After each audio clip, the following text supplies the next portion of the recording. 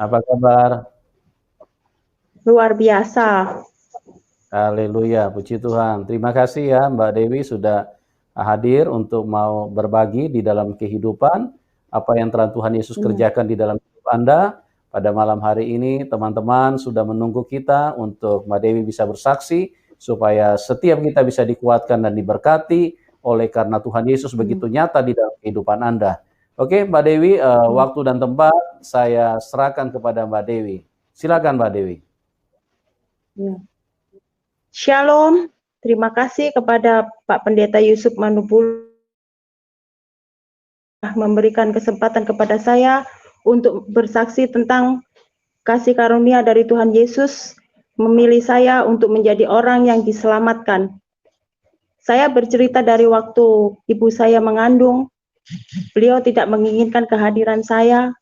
Di waktu dalam kandungan, saya tuh sering dikasih jamu, diobati, disiksa, supaya saya tuh gugur.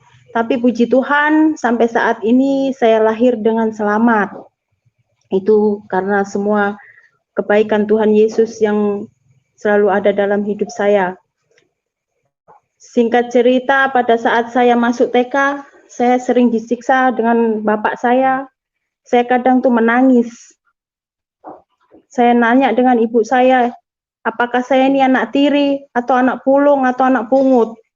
Tapi saya dipeluk dengan ibu saya sambil menangis, tapi beliau tidak berkata, saya dipeluk, bukan, kamu tuh anak aku. Tapi kenapa bapakku tuh selalu menyiksa aku? Aku enggak kuat, seolah-olah saya ini anak tiri. Bukan, enggak apa-apa, kamu tuh anak aku. Waktu itu saya dihajar bapak saya, hidung saya berdarah-darah. Lalu ibu saya itu menangis, sudah Pak, sudah cukup. Jangan dihajar terus anakmu nih. Sudah, kata bapak saya. Jadi waktu itu saya menangis dengan mama saya, kenapa ibu tidak menginginkan aku nih lahir di dunia, kata saya dengan kedua orang tua saya ini. Kenapa bapak saya ini sering menyiksa saya? Saya sering menangis, saya sering bertanya kepada beliau, tapi beliau tetap bilang bahwa saya adalah anak dia. Singkat cerita, waktu itu saya masuk SD sampai melanjutkan perjalanan ke kelas 6. Saya tidak mengalami kasih sayang kepada kedua orang tua saya. Saya menangis selalu, ya Allah, kata saya. Kenapa saya tidak seperti teman saya yang lain yang mendapatkan kasih sayang dari seorang ibu dan bapak? Kenapa aku nih selalu disiksa, ya Allah, kata saya sambil menangis. Singkat cerita, sampai saya sudah kelas 6 lulus, mau masuk SMP, saya cari sekolahan, saya sekolah di SMP PGRI 2 Pagu di Kediri. Lalu setiap berangkat sekolah, orang tua saya tidak pernah mau mengantarkan saya. Akhirnya saya cari tumpangan ke sana kemari, cari orang supaya saya bisa sekolah, bisa tiba di sekolahan. Saya selalu terlambat sekolah karena saya tidak mempunyai kendaraan sendiri, karena bapak saya tidak mau saya itu sekolah. Jadi saya selalu cari tumpangan. Setiap pagi ini susah, saya sering dimarahi bu guru, saya sering disetrap waktu itu, saya dipukul pakai penghapus, saya sering dimarahin. Jadi kata guru saya, kenapa kamu ini sering terlambat sekolah? Apa kamu ini bangun siang? Enggak bu, saya ini enggak punya kendaraan. Saya ini harus cari tumpangan terus ke sana kemari bu. Jadi saya ini maaf, saya sering terlambat, kata saya. Waktu itu saya minta pembayaran SPP ke orang tua saya. Orang tua saya tidak memberi, padahal waktu itu orang tua saya banyak uang. Tapi beliau tidak mau ngasih saya. Akhirnya saya cari pekerjaan di rumah tetangga saya. Saya ikut seorang marinir, waktu itu gaji 15.000. Saya pakai untuk biaya saya sekolah sampai saya SMP lulus. Itu semua karena Tuhan luar biasa dalam diri saya, makanya saya ada saat ini. Singkat cerita, saya mau melanjutkan lagi ke SMK. Saya nyari sekolahan di SMK, saya keliling. Teman saya bilang, Dewi kita daftar ke SMK Doho. Kata saya ke Mbak Wit, saya tidak punya cukup uang untuk daftar ke SMK Doho karena SMA Doho itu SMK yang bagus, kata saya. Mungkin saya akan melanjutkan ke SMK Brawijaya, kata saya. Waktu pendaftaran waktu itu 1 juta, saya pulang ke rumah, Bapak, saya sudah daftar nih Pak ke SMK Surabaya, tapi saya ini diterima. Kayak apa Pak, pendaftaran saya ini 1 juta, tapi saya tidak punya uang, kata bapak saya, padahal bapak saya itu punya uang. Nggak usah, kamu nggak usah sekolah. Ngapain kamu tuh sekolah, nanti tuh juga di dapur, kata orang tua saya. Enggak Pak, aku ini pengen sekolah, kata saya. Waktu itu teman saya datang ke rumah, Wi, ayo kita melakukan pendaftaran ulang. Kita ini harus pembayaran hari ini. Ya, Mbak Wi sendirian aja, saya tidak disetujui dengan kedua orang tua saya. Padahal waktu itu orang tua saya berkelimpahan duit, banyak uang, tapi tidak mau memberi. Itulah saya tuh menangis, teman saya sekolah, mendaftarkan sekolah. Waktu itu, lalu saya tuh menangis di belakang rumah. Datanglah mbah saya, Wi, kenapa kamu nih tidak sekolah? Sedangkan kamu nih harus sekolah seumur kamu nih. Iya mbah, bapak saya tidak mengasih uang pendaftaran 1 juta, saya tidak punya uang, kata saya. Nah, kebetulan waktu itu tetangga saya, ada bapak-bapak yang mau menolong saya untuk membiayai saya sekolah. Saya disuruh ke rumah mbah saya. Kata mbah saya, nanti sore kamu kutunggu di rumah aku, kamu ketemu orang yang menyekolahkan kamu. Ya, saya siap, kata saya. Datanglah saya main ke rumah mbah itu untuk menemui bapak yang ingin menolong saya. Waktu itu saya ditanya, kenapa Dewi tidak sekolah SMK? Tidak bapak, bapak saya tidak mau ngasih uang pendaftaran. Enggak bisa, kamu harus sekolah seumuran kamu nih, kamu harus sekolah SMK supaya kamu nanti dapat pekerjaan yang enak, kata dia. Saya enggak punya uang Pak, untuk apa? Buat bayarnya, kata saya. Nah, kamu mau enggak kerja sama saya, kata bapak itu, jadi tukang setrika di rumah, masak, ngasuh anaknya. Iya, saya siap asalkan saya dikasih uang 1 juta untuk pendaftaran. Oke, kata bapak itu, saya dikasihlah uang. Besok harinya saya tuh ke sekolahan untuk melakukan pendaftaran ulang 1 juta sampai saya bisa sekolah. Tapi bapak ini tujuannya lain. Saya harus dijadikan istrinya karena istri beliau waktu itu depresi, hilang ingatan. Nyatanya bapak itu mau menginginkan saya sebagai istri dan saya diajak nikah siri. Saya tidak mau, saya melarikan diri. Saya tidak mau bapak, saya pengen sekolah. Kalau memang bapak sudah tidak mau membiayai saya lebih baik putus sekolah dan saya berhenti, kata saya. Itu sudah 2 tahun saya dikasih dengan beliau dan saya digaji dengan beliau sampai saya bisa sekolah. Akhirnya sampai kelas 2, mau naik ke kelas 3, waktu itu saya sudah tidak dipakai bapak ini dan saya tidak mau untuk nikah siri. Akhirnya bapak ini tidak mau membiayai saya lagi. Waktu kenaikan kelas 3 mau catur bulan pertama, saya ini SPP nunggak 3 bulan. Waktu itu 3 bulan bagi saya berat, biarpun SPP itu zaman dulu tuh 20.000, tapi saya tidak mampu membayarnya.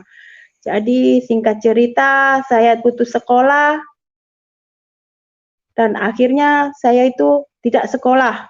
Teman saya bilang, sayang kamu ini, orang tuamu tidak membantu kamu. Iya, enggak apa-apa, kata saya. Ini mungkin sudah jalan dan nasib saya supaya saya tidak sekolah.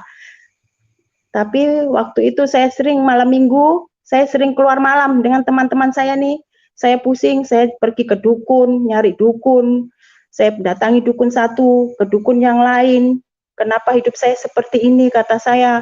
Apakah ini bukan orang tua saya? Saya datang ke rumah dukun-dukun tuh menanyakan, apakah aku ini anak tiri atau gimana? Kata dukun ini bukan, kamu ini anak yang sah, katanya. Jadi kamu harus mandi kembang. Saya lakukan semua itu, mandi kembang, makan kembang kantil, segala macam, supaya saya ini dikasih dan disayangi orang tua saya. Jadi setelah saya minum air di botol aqua itu habis, saya isi lagi kembang kantilnya tuh, saya minum. Setelah air yang dikasihkan Mbah Dukun ini habis, saya tidak diterima lagi dengan orang tua saya lakukan lagi hal seperti itu, saya ke dukun lagi supaya saya dikasihani kedua orang tua saya datang lagi ke Mbah Dukun itu, Mbah, ini sudah habis Mbah reaksi obatnya, saya mau nambah lagi, saya pengen dikasihani orang tua saya lagi. Ya, kata Mbah Dukun, kamu harus mandi kembang lagi ya tengah malam jam 12 malam. Iya Mbah, saya siap, kata saya. Saya minum lagi itu kembang mawar dengan bunga kantil, saya minum setiap hari supaya bapak saya itu kasih dengan saya, kasihan dengan saya, sayang dengan saya. Tapi setiap obat itu habis, terus menerus saya tuh pergi ke rumah dukun. Jadi singkat cerita, waktu itu teman saya bilang, ayo kita ke makam katanya. Waktu itu saya datang ke Gua Selomangkleng. Saya datang di situ, saya semedi, saya bertapa di situ di Gua Selomangkleng. Saya ingin punya pegangan, kata saya pingin supaya saya itu disayang kedua orang tua saya bermalam di situ, saya menangis, saya menyembah di situ, menyembah gua, menyembah batu, kata teman saya, ini ada air, kamu datang ke sini supaya orang tua kamu tuh kasihan, kamu menyembah seperti aku nih, kamu masuk ke dalam gunung ini, saya masuk ke dalam situ, saya pulang, memang kedua orang tua saya itu sayang kepada saya, tapi itu pun cuma jarak 1 minggu. Waktu itu teman saya bilang, kamu seperti ini terus, iya, kamu mau enggak hidup nyaman, kata teman saya, iya, saya mau hidup nyaman. Kalau kamu mau hidup nyaman, kita pergi ke daerah Malang, kita ke Gunung Kawi, kata teman saya. Oke, kata saya. Terus di sana ngapain, kata saya. Nah, di situ nanti kita datang, ada makam, kita harus membeli sesajen, kata teman saya. Ya, nanti hidupku bisa kaya enggak? Bisa, kata teman saya. Nanti hidupmu tuh kaya, pasti kamu disukai dengan orang tua kamu kalau kamu banyak uang. Ya, saya datang dengan teman saya ini ke Gunung Kawi. Waktu itu saya naik bis. Naik bis tuh waktu itu harga 20.000. Kami berdua, kami bawa ongkos 200.000 ke sana, kami ke Gunung Kawi.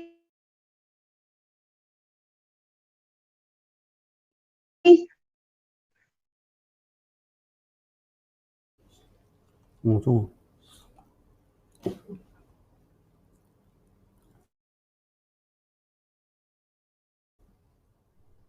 Halo, Mbak Dewi. Ya teman-teman, ini sabar, sinyalnya lagi terganggu lagi. Mbak Dewi, Ya, Mbak Dewi bisa dengar? jadi di situ banyak Halo,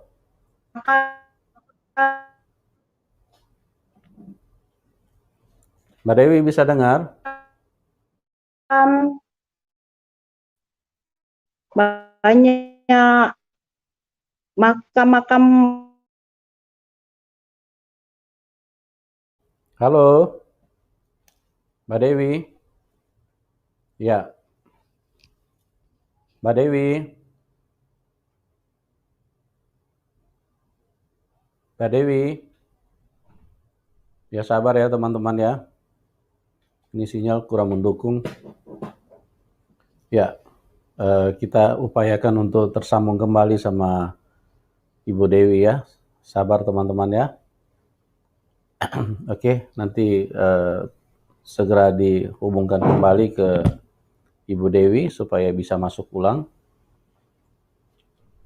Memang jaringan seringkali seperti ini, saya juga tidak paham apa karena ini memang cuaca karena hujan atau apa ya. Ya, tiba-tiba bisa tidak stabil dan hilang. Oke, kita coba hubungkan kembali. Ya.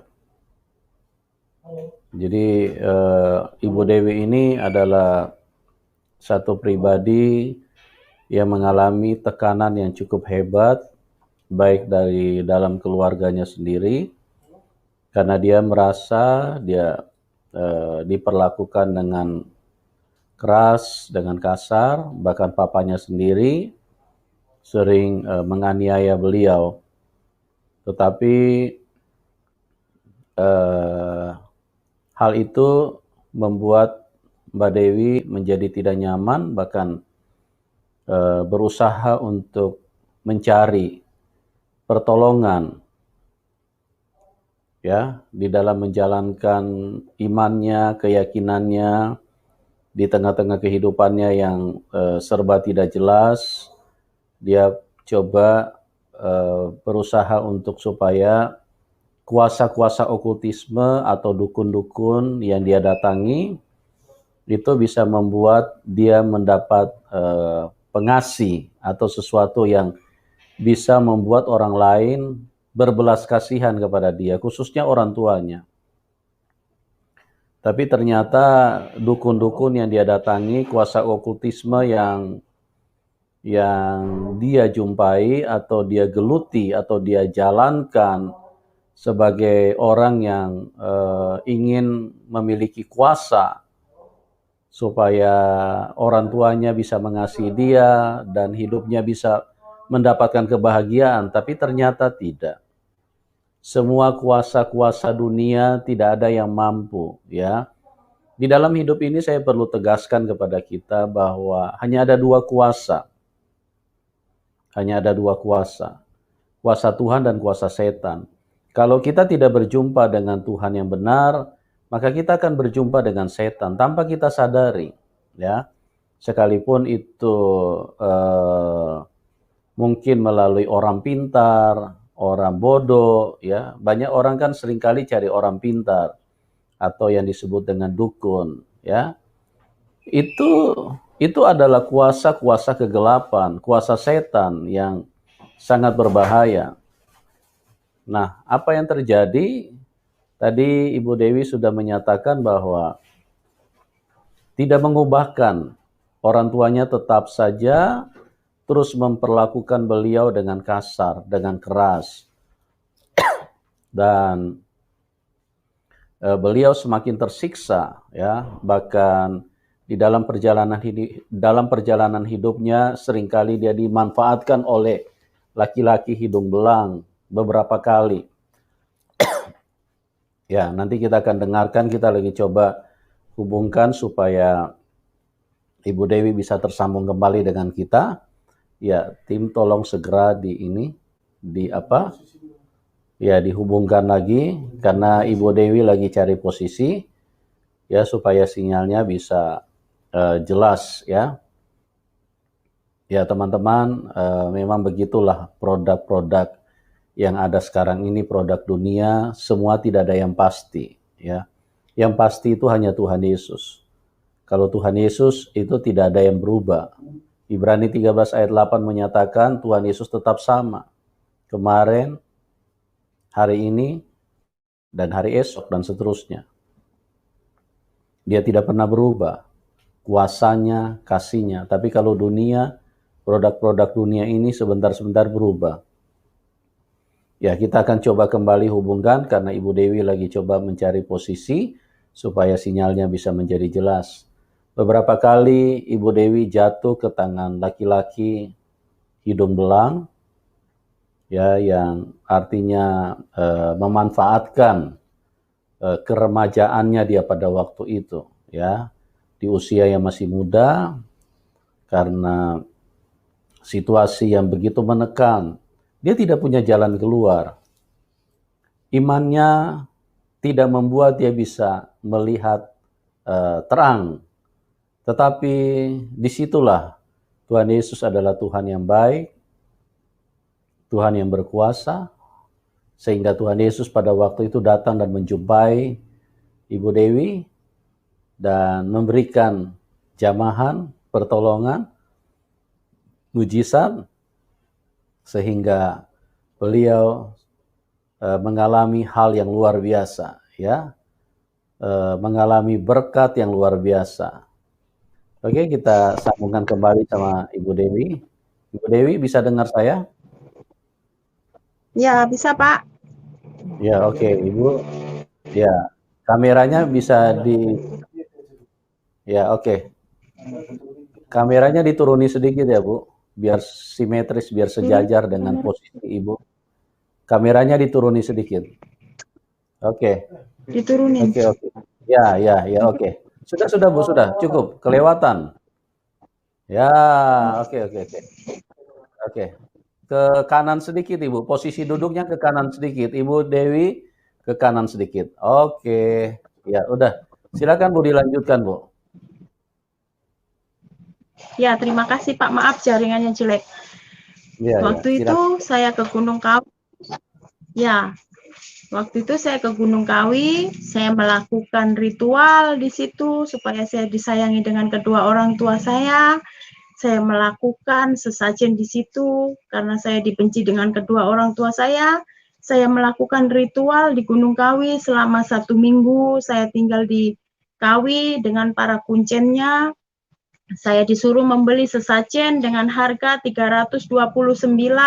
Saya melakukan tumpeng di dalam pemakaman. Waktu itu antrian panjang, saya antrian nomor 3. Dan waktu itu dapat panggilan saya suruh masuk ke makam.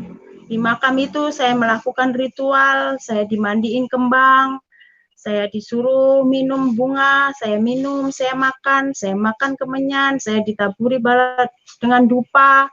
Saya lakukan semua karena saya pengen membahagiakan kedua orang tua saya. Waktu itu giliran saya tiba ritual, datang saya di makam, dibakari kepala saya dengan kemenyan, dibakari dengan dupa, dikelilingi 7 kali. Kata Pak Kuncen, kamu diam di sini, kamu bersemedi di sini, kamu tapa di sini, apa yang kamu inginkan, kamu utarakan, kamu ucapkan, kamu nanti pasti hidup berkelimpahan harta dan banyak uang. Saya lakukan itu, habis itu saya makanlah sesajen itu dengan ayam kampung, saya makan, saya bawa lagi keluar, kata Bapak Kuncen, jangan pulang dulu. Saya disuruh ngelilingi 7 kali ruangan itu, saya disuruh nyembah batu, saya sembah, saya disuruh nyembah pohon, saya sembah, itu saya melingkari 7 kali dan 7 kelilingan, supaya saya tuh dapat rezeki, dapat duit yang banyak. Waktu sudah sampai berlalu di situ 1 minggu, saya suruh pulang. Dewi, kamu harus pulang. Ya, saya pulang. Kamu bawa ini, saya dibawai kopi dari Kawi, saya dikasih bungkus warna merah dengan warna kuning, katanya harus dipaku di dalam kamar saya, supaya saya mendapat berkat yang berkelimpahan, saya mendapat rezeki yang banyak. Saya turuti dengan kuncen ini, saya tiap malam jam 12, setiap malam Jumat, saya melakukan ritual. Saya melakukan ritual di depan rumah saya membakar dupa, saya injak bumi 3 kali, saya menyebut dengan eyang yang menjaga saya di kampung saya. Singkat cerita, waktu itu saya didatangi dengan makhluk berupa kelelawar. Jadi waktu itu saya nanya dengan tetangga saya, apakah ini, kata saya, kenapa dia mengelilingi depan rumah saya? Tidak apa-apa, itu yang menolong kamu kan kemarin dari Kawi, katanya. Itu yang mau ngasih kamu rezeki. Oh iya kah? Ya. Waktu itu saya terus gelisah dan saya ketakutan setiap malam. Saya merasa dihantui dengan hantu-hantu itu, semakin hari semakin mendatangi saya gelisah tiap malam, tidak bisa tidur. Waktu itu saya nelpon ke kuncen saya, Pak, kenapa saya seperti ini? Kenapa saya merasa ketakutan? Kenapa saya, Pak? Kata saya, enggak apa-apa, nanti kalau ada seorang kakek-kakek datang, minta minum kopi, tolong kamu kasih. Itulah yang nanti akan memberikan uang sama kamu, kata Bapak Kuncen. Waktu berjalan sampai 3 bulan saya tunggu, saya tidak dapat rezeki, tidak dapat berkat, tidak dapat uang, pokoknya tidak dapat apa-apa. Kata saya, Pak, saya telepon lagi, kenapa? Saya sudah bayar mahal, tapi kenapa saya belum merasakan semua kenikmatan yang apa yang saya beli, kata saya.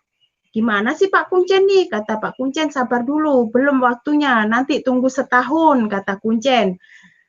Waktu itu bapak saya memang, saya harus jadi tulang punggungnya, saya harus mencari uang buat mereka. Saya waktu itu menafkahi adik saya masih kecil, masih SD, adik saya harus sekolah. Tapi bapak saya itu memang mata duitan, saya harus kerja.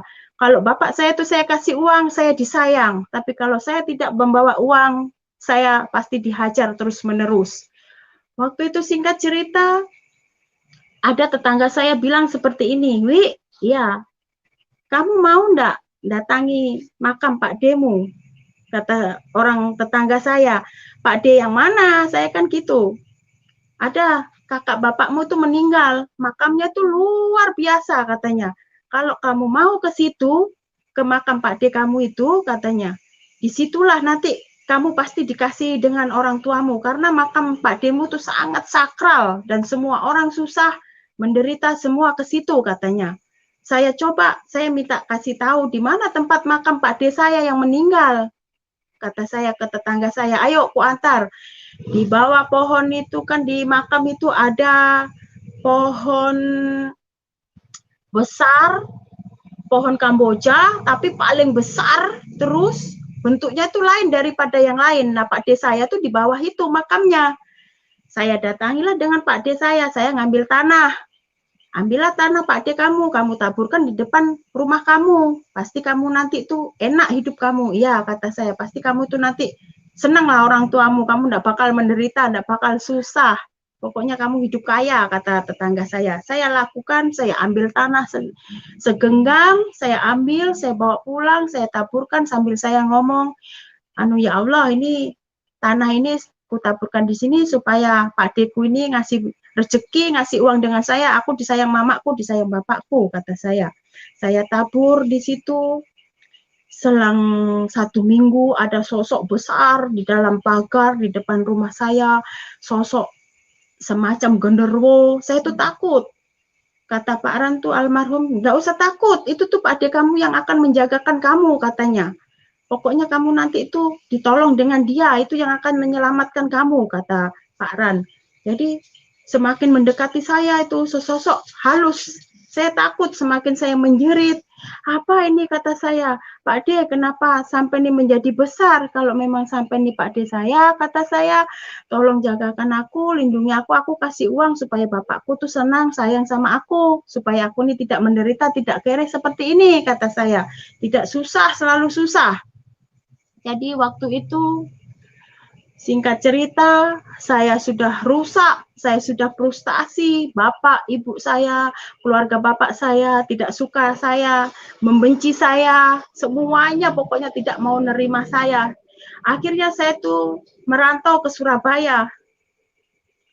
Waktu saya tinggalkan semua, saya pergi ke Surabaya, saya datangi kakak saya bilang ke kakak saya, Mas, aku ki pengen kerja, kata saya.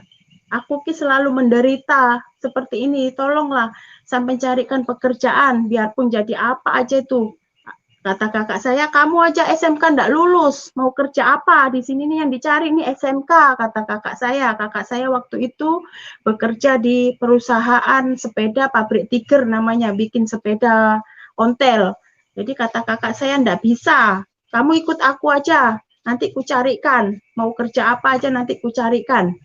Ya, kata saya ikut kakak saya waktu itu umur sampai 3 bulan, saya ikut dengan kakak saya, akhirnya saya bekerja di sablon, selama 1 tahun saya bekerja di sablon, akhirnya gaji tuh saya tidak bisa menikmati gaji saya. Bapak saya tuh setiap minggu datang ke kakak saya mengambil gaji saya pertama, kedua, ketiga, keempat, semua diambil bapak saya.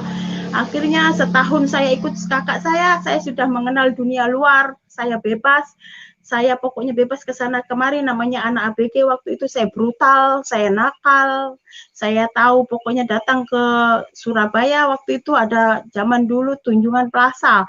Saya masuk ke Tunjungan Plaza, saya nyari pekerjaan dengan teman saya ini, di situ adalah yang namanya biliar. Saya masuk ke biliar, saya menukan bola sodok, saya ikut jadi skorgil waktu itu, gaji saya cuma 500.000 sebulan.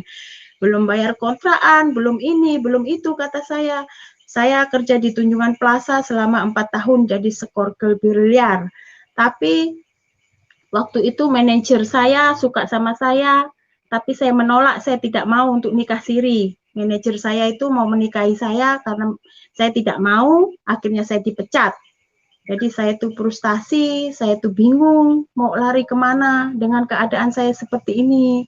Jadi bapak saya tuh pun setiap bulan, setiap minggu nanya ke kakak saya, kemana adikmu nih, kenapa enggak pulang, kenapa enggak ngirim uang, kata kakak saya. Jadi pokoknya saya dari kecil sampai saya ABG, saya dewasa, saya tidak mengalami kasih sayang ke dua orang tua saya. Saya selalu pergi ke dukun, saya memuji hal-hal yang menyembah berhala-berhala, saya datangi, batu-batu saya datangi. Akhirnya saya, singkat cerita, 4 tahun kerja di Tunjungan Plaza, saya pulang lagi ke rumah kakak saya. Pulang ke rumah kakak saya, ikut lagi dengan kakak saya, namanya pergaulan bebas nih kakak saya ini juga tidak mengontrol dengan saya itu merajalela pokoknya tuh. Pulang malam, pulang malam, pulang malam tiap hari. Saking stresnya saya frustasi. Begitukah kedua orang tua saya membenci saya ini, ya Allah, kata saya. Kayak apa setiap aku pulang ini, ya Allah, aku tidak pernah disayang sama kedua orang tua saya. Saya tidak pernah mengalami kasih sayang dengan kedua orang tua saya. Akhirnya saya tuh rusak. Saya setiap hari, setiap detik, saya tuh ikut lagi dengan teman saya, dibawalah teman saya ini ke Yogyakarta untuk melakukan ritual lagi. Saya tidak pernah tahu Allah saya tuh, pokoknya saya tuh taunya saya menyembah berhala-berhala. Saya datang lagi ke Yogyakarta, kata teman saya, kamu harus tunggu di sini, kita duduk di laut sini, kata teman saya. Ya, kata saya mau. Saya duduklah di laut, di pantai selatan tuh, saya duduk di situ dengan teman saya. Nanti kamu pasti ketemu dengan roh-roh jahat di sini. Saya takut, enggak apa-apa. Saya ikut Mamah Pur waktu itu ke sana untuk mengikuti ritual. Saya dimandiin di situ, dibakari dupa lagi, dibakari menyan, suruh makan bunga kantil, itu semua saya makan. Saya telan dalam tubuh saya ini. Tapi sudah selang di Jogja itu selama 2 minggu, saya sudah tidak punya uang. Kata saya, Mama, saya tidak bisa melanjutkan ritual lagi karena saya tidak punya uang. Nah, kamu harus kerja lagi supaya kamu ini bisa hidup enak. Tapi saya tuh sudah di Gunung Kawi, sudah apa, tapi kenapa saya tidak nyaman, kata saya kan. Saya tidak enak, kata saya, hidup saya berkelimpahan seperti ini. Terus ketakutan, kata saya dengan Mamah Purni, enggak apa-apa, pokoknya kamu harus ke dukun terus, supaya kamu tuh hidup kamu tuh enak. Ya, singkat cerita waktu itu saya datang ke rumah kakak saya minta uang. Kakak, Mas, oleh ndak aku jaluk duit, kata saya. Arep gopo, kata kakak saya ini. Aku pengen jualan kopi. Berapa modalnya, kata kakak saya, kasih aku 500.000 aja. Nah, selang tuh sama kakak saya, tunggu aku gajian ya, nanti kamu jualan ya. Waktu itu dikasihlah dengan kakak saya uang 500.000, saya jualan kopi di daerah THR, daerah Surabaya THR. Saya jualan di depan kafe THR, kafe itu bukanya setiap malam jam 9, tutup jam 2 malam pagi. Saya jualan di situ, di depan kafe situ, saya bikin meja kecil-kecilan di depan, saya berteman dengan para purel-purel. Jadi purel-purel itu banyak teman saya karena makan di warung saya tuh, makan kopi, makan mie di warung saya. Akhirnya ada seorang mami-mami itu mendatangi saya, namanya Mami Loren waktu itu. Jadi datangi saya, Dewi, iya Mi, kamu ini ngapain jualan kopi? Mending kamu tuh masuk ke kafe ini jadi purel, melayani orang minum. Ah enggak Mi, biar aja saya seperti ini. Tapi saya pikir-pikir lagi, saya kadang jualan kopi tuh dulu tuh paling 1.500, enggak cukup. Kadang saya tuh ada mau terjun menjadi purel, tapi saya naik turunkan lagi, saya pikir lagi, saya seperti ini demi orang tua saya sampai brutal, nakal. Jadi kata Mami, enggak usah dipertimbangkan. Kamu kalau jadi purel itu luar biasa anunya. Gajinya gede katanya. Pasti nanti dibooking om-om, kata saya. Saya enggak bisa, enggak mau saya dibooking om-om. Enggak, kalau kamu enggak mau, enggak usah. Nah, saya coba. Warung ini saya pegangkan ke teman saya. Saya ikut menjadi waitress. Untuk melayani orang minum mengambilkan minuman sebuah bir waktu itu di THR. Jadi saya sudah diajarkan dengan mami saya seperti ini ya Dewi ya. Satu birnya ini 50.000, nanti 50-50. Mami 25, Dewi 25. Ya. Selang berjalan sampai 4-5 bulan, wah nyaman kata saya, enak dapat duit. Disitulah saya terjun terus jadi waitress. Saya pakai rok seksi-seksi, rok mini. Tapi selalu tidak pernah pegang uang. Saya tuh habis terus uang ini. Jadi kata mami saya, Dewi, ada om-om nih, mau sama kamu. Kira-kira kamu mau enggak? Saya lihat dulu orangnya seperti apa, kata saya. Enggak apa-apa, kamu nanti tuh pulang bawa uang berjuta-juta, kata mami saya.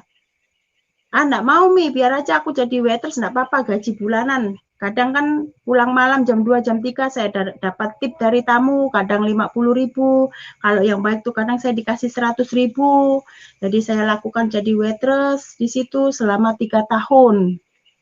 Semakin hari semakin dihantui, saya tuh semakin gelisah, semakin merasa ketakutan, saya tuh bingung, saya frustasi, dan saya tuh pokoknya ada rasa di hati saya ini kecewa dengan kedua orang tua saya. Kenapa orang tua saya membiarkan saya seperti ini? Saya dari kecil sampai SMP, SMK, saya cari uang sendiri demi menghidupi kedua orang tua saya. Jadi setiap bulan saya mengirim sebuah beras, sebuah minuman, kopi. Waktu itu bapak saya ngerokoknya kencang. Waktu itu rokok bapak saya bentul biru. Saya setiap hari, setiap pulang membelikan rokok tuh 1 slop. Di situ saya mulai disukai dengan bapak saya karena saya banyak uang. Karena saya kerja di waitress, uang saya banyak, berkelimpahan. Bapak saya suka dengan saya, senang dengan saya, memuji saya di waktu saya itu jadi waitress. Jadi waktu itu singkat cerita, saya kenalan dengan orang dinas perhubungan. Orang dinas perhubungan nih orang darah biru, sedangkan saya orang miskin. Jadi kata orang dinas perhubungan, Dek, kamu maukah pacaran sama aku, tapi kamu harus keluar dari kafe ini, kamu kutolong, kamu kunikah.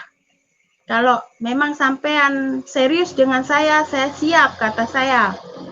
Ya, kata orang dinas perhubungan ini. Saya diambil, saya ditebus dengan mami saya mengundurkan diri secara baik-baik dengan mami saya, dan saya tidak bekerja lagi jadi waitress. Akhirnya saya tuh ikut dengan orang dinas perhubungan, saya disewakan sebuah kos-kosan. Ternyata saya dikenalkan dengan kedua orang tua saya. Ternyata saya dibawa ke rumah orang tua dia, ternyata orang tua dia itu tidak mau terima saya karena saya orang miskin. Singkat cerita, saya frustasi. Saya main ke Perak karena sudah berjalan setahun saya dengan orang dinas perhubungan ini tidak direstui, tidak diizinkan saya nikah. Saya lari ke Perak, melamun di tengah lautan itu sambil duduk, melamun. Saya nanya dengan seorang bapak polisi, kata saya, Pak polisi, itu ada kapal sandar, kapal itu mau tujuan kemana? Kata saya. Kata Pak polisi bilang, itu mau ke Sampit, Dek, nanti jam 11 malam, katanya.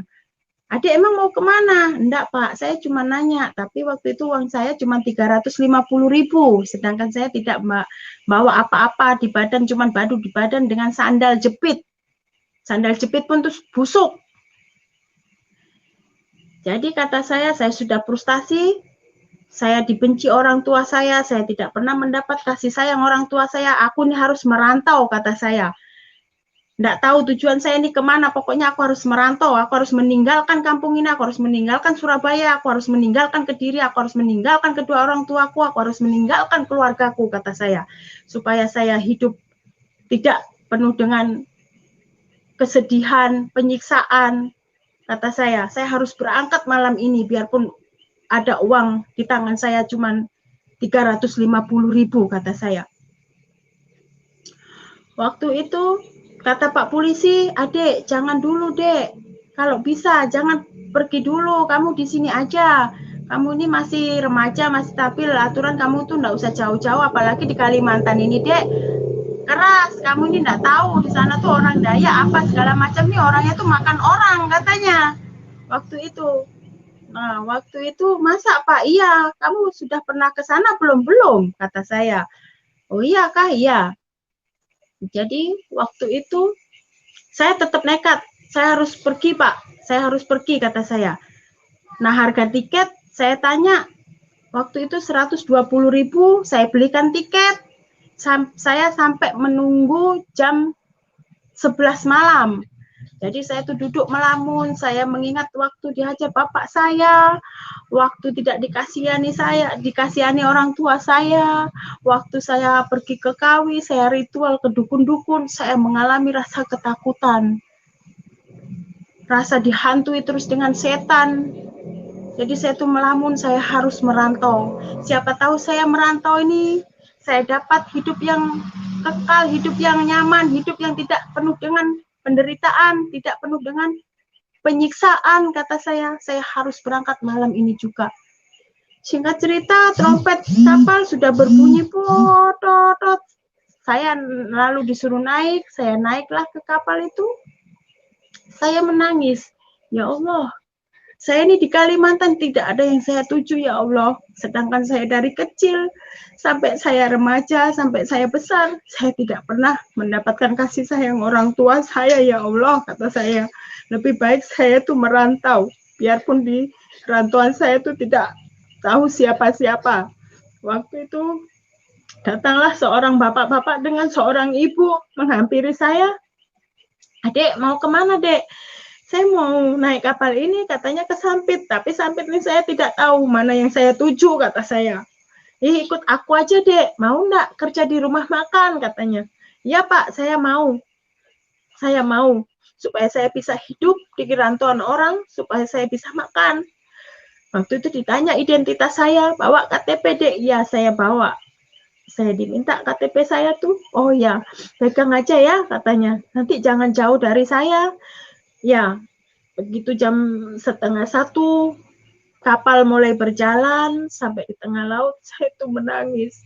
Ya Allah, sebenarnya saya tuh tidak mau meninggalkan orang tua saya, tapi saya tuh tidak sanggup, tidak kuat dengan apa yang telah dilakukan kepada kedua orang tua saya ini.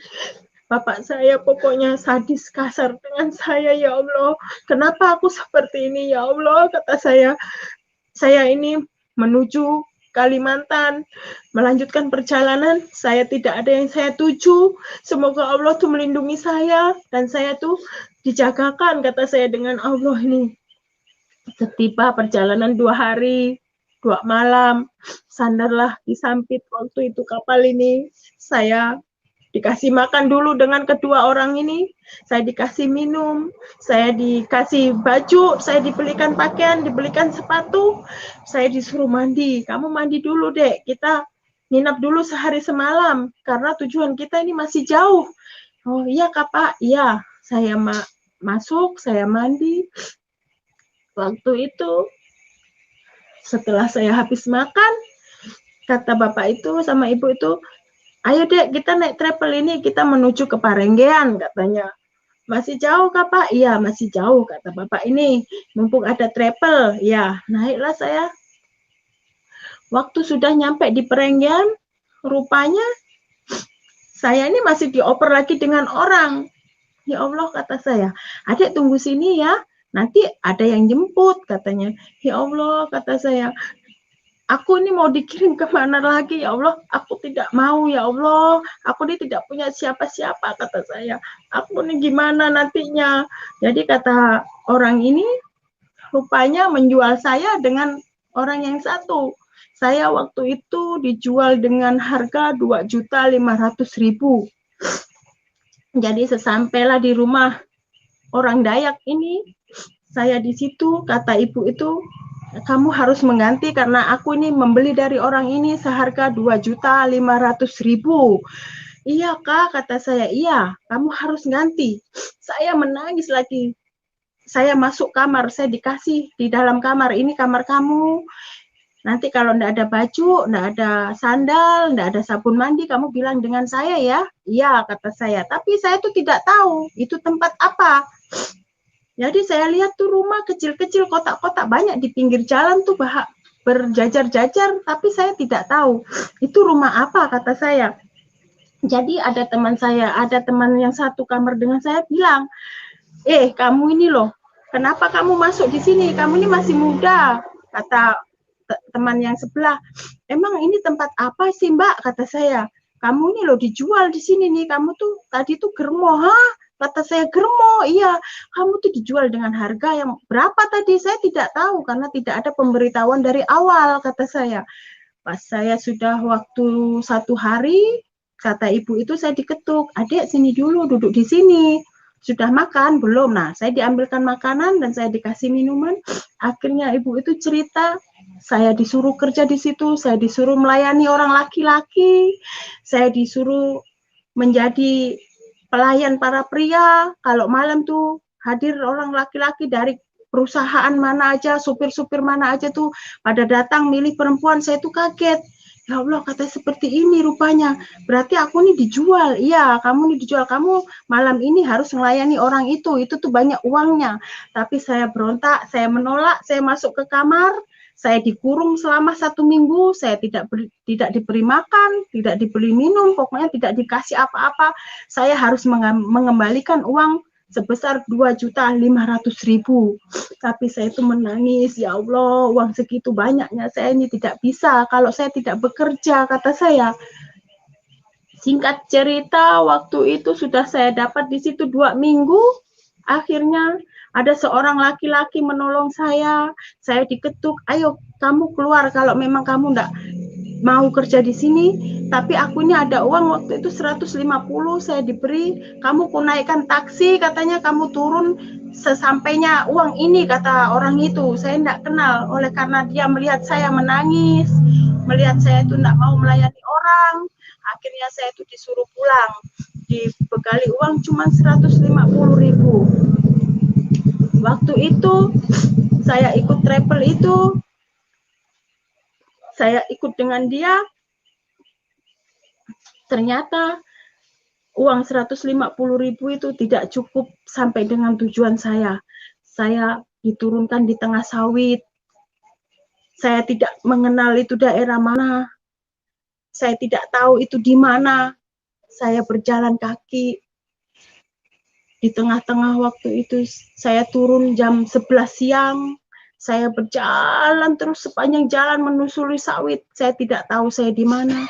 Perjalanan waktu sampai jam 11 malam ada sebuah supir truk muatan semen. Bapak itu menyinggahi saya. Saya dilihat compang-camping. Saya dilihat baju saya ini kotor, berbau badan saya. Sandal tuh tidak bersandal.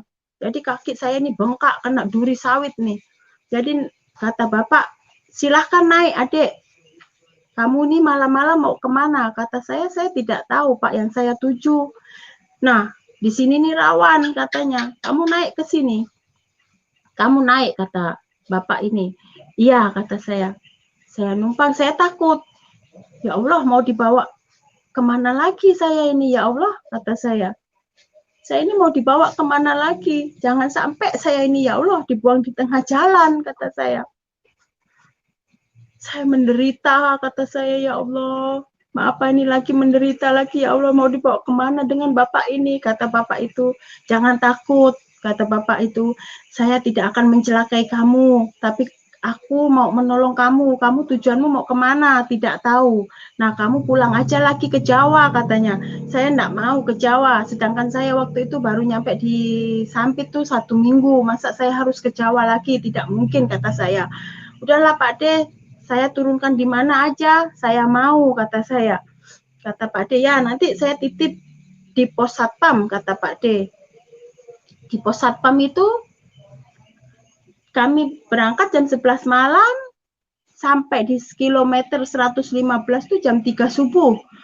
Jam 3 subuh portal perusahaan ini belum dibuka, akhirnya bapak itu mengetuk satpam dan menitipkan saya di situ.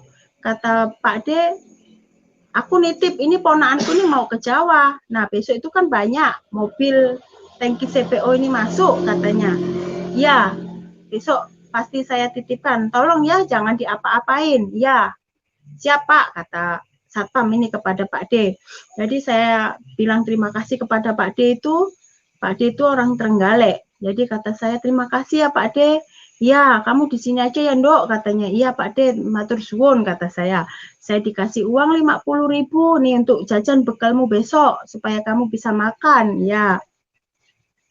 Sambil saya nunggu di pos, sambil nunggu waktu subuh, keluarlah sebuah tangki CPO jam 5 subuh waktu itu. Di-stoplah dengan Pak Satpam.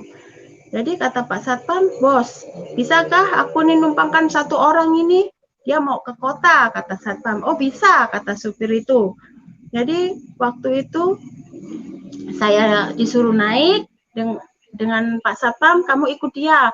Enggak apa-apa Kak Pak, nanti enggak marah Kak istrinya Pak sopir ini. Enggak apa-apa, kata Pak Satpam. Orang cuma numpang ke kota, kata Pak Satpam ini. Iya. Jadi saya naiklah, masuk di tangki CPO ini. Rupanya dalam tengah perjalanan, saya tidak tahu bahwa sopir ini seorang duda. Jadi saya ini bercanda dia nih, Mbak, kamu ini mau kemana? Nggak tahu Om, kata saya. Saya ini dari Jawa, oh mau ke Sampit ini cari kerjaan, tapi saya ini nggak ngerti kerja apa. Sedangkan di sini ini kerja sawit, saya tidak pengalaman di sawit, kata saya. Oh iya kah, kata Om yang sopir tangki ini. Iya katanya, kamu jangan terlalu loh di sini nih. Nah orangnya nih, kalau kamu tidak kenal nanti kamu bisa dijual jadi orang yang tidak benar, kata Pak sopir ini. Oh iya kah, nanti jangan-jangan sampean ini sama, sampean punya istri lalu bilang tidak punya istri, kata saya tidak mau mengganggu rumah tangga orang, kata saya kepada Bapak sopir ini kan. Kata Pak sopir ini, oh enggak, aku duda, tapi aku nih orang Kristen, kata, apalagi orang Kristen, aku enggak mau, saya enggak mau, kata saya, aku anak dua, duda, kata beliau, kalau kamu mau nikah sama aku, kata beliau, tapi kamu harus masuk Kristen. Enggak, saya itu menolak, pokoknya saya tidak mau menikah dengan orang Kristen, kata saya.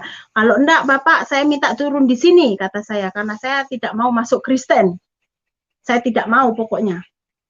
Jadi kata Pak sopir, udahlah enggak apa-apa, oke, kalau kamu enggak mau nikah sama aku, enggak apa-apa, kamu ikut aku aja, nanti sampai sana, kita makan dulu, kita ngomong-ngomong, enggak apa-apa, kalau memang kamu enggak mau dengan agama aku, katanya. Aku pun enggak mau kalau masuk ke Islam, kata Bapak sopir ini. Akhirnya singkat cerita, nyampe lah di sebuah pabrik CPO.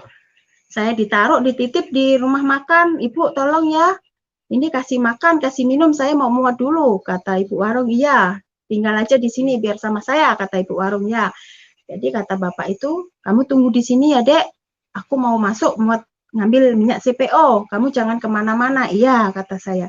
Saya pikir orang ini, baru ini saya mendapatkan kasih sayang yang luar biasa. Di sini saya merasakan kehangatan kayak seorang bapak. Jadi saya tuh menangis, ya Allah, baru ini aku tuh mendapat orang kasih sayang sama aku, pengertian sama aku. Dari kecil sampai besar, baru ini saya tuh merasakan kasih sayang yang pokoknya menyentuh di hati saya.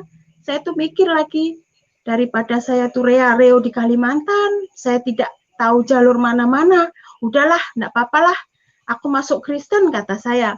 Udah aku terima aja lah lelaki ini, kalau memang benar dia tuh duda, kata saya.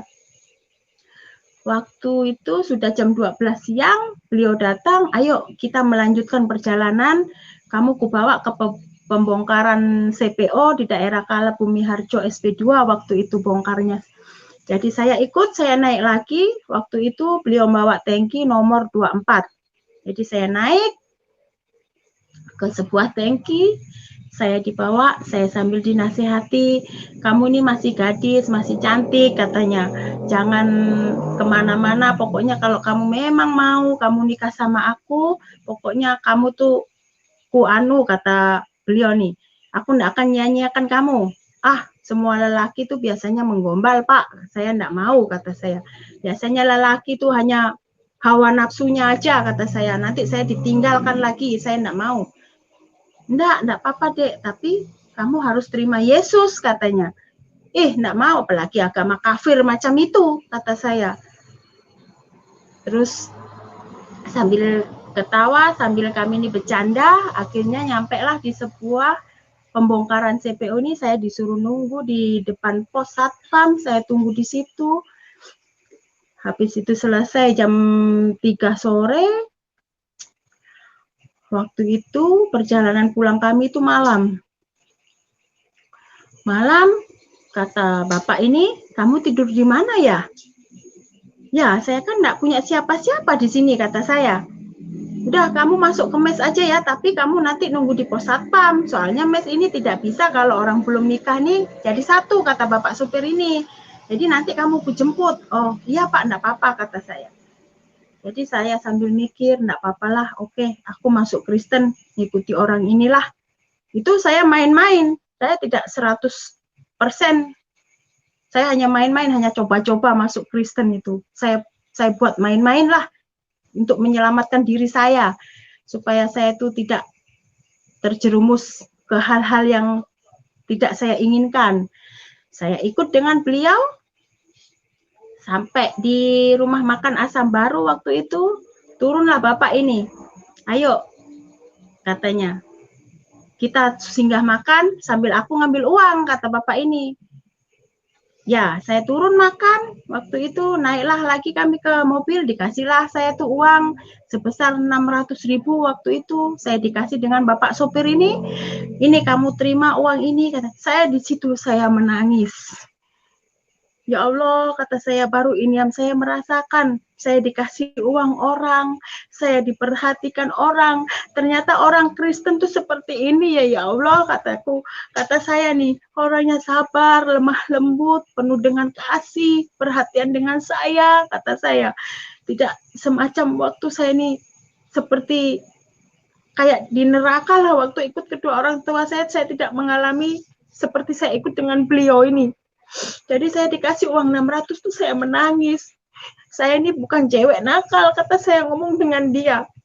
Aku tidak meremehkan kamu, kata Pak supir ini. Aku tidak menganggap kamu tuh sebagai orang nakal.